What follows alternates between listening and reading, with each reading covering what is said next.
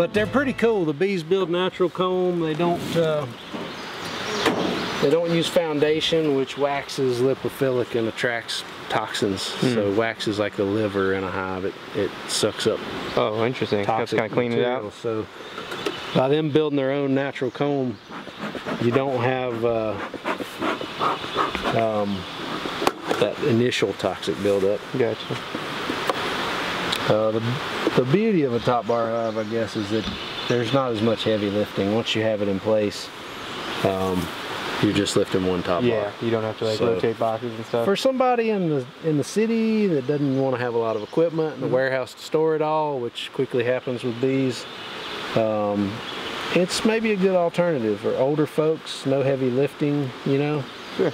Here we're gonna get some beautiful, like freshly drawn comb full of honey. These are a bunch of little bees, or are these ants? Those are ants. Okay. They're trying to capitalize on some of those. We'll get there eventually, Brad. I'll figure it out. Very little bees. Can't fly, look.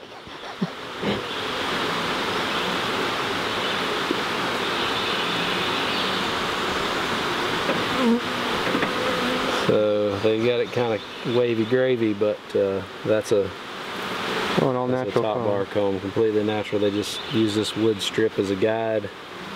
I, to keep them on track, need to come in here and take a comb like that and bend it back. Try to gently put it back where it needs to be in line, or once they get one or two out of whack, they really make a mess. This actually belongs to my helper Tom. But the next one is majorly fat with honey. It probably weighs 5 pounds.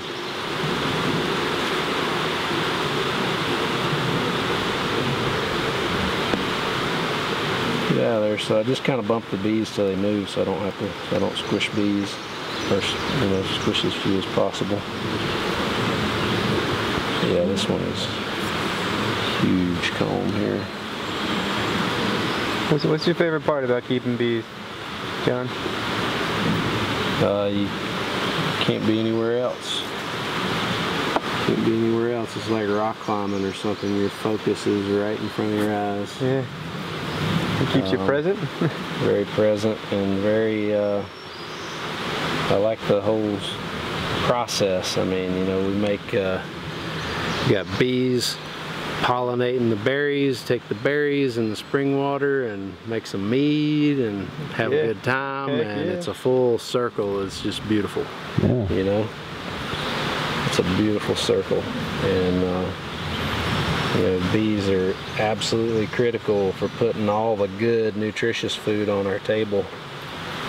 You know, it'd suck to eat oatmeal and corn all the time, but I mean, we wouldn't die without them, but it'd sure be dull. Yeah. So that's fat with honey. Look at that. There's probably a little brood in the middle. You actually see it. It's wet nectar. It's actually dripping out of the combs there because it's not ripe. And there's some brood on that side in the middle. That's baby bees, the brown patch. Little capped honey right here. See, that honey's ripe, so they've capped it over in the corner. And then they're just storing that for when they're going to go back to eat it later? Or you take it? They'll store it, and I'm not going to take any honey from these girls. If you do with a top bar hive, that's kind of one of the differences is, you know, it's not really built for honey production. It's more for just the aesthetic of keeping bees.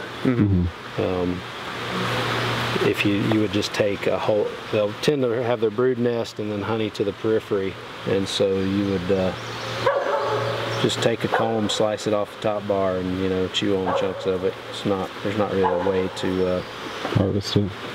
To harvest the liquid product. I mean, you can take it and crush it and strain it, but hell, if it's a nice chunk of comb honey, you might as well just chew on it, enjoy it that way. Move, ladies. Don't want to see you squished. You had mentioned urban beekeeping. What do you think of urban apiaries in general? I think it's a great idea. You know, we need thousands of beekeepers with a few hives instead of a few beekeepers with thousands of hives. You know, That's right. I think once you get up over 500 hives, you're going to have some sacrifices in your your management and your quality. And see, I squished a bee, they're getting fired up. They kicked out that alarm pheromone.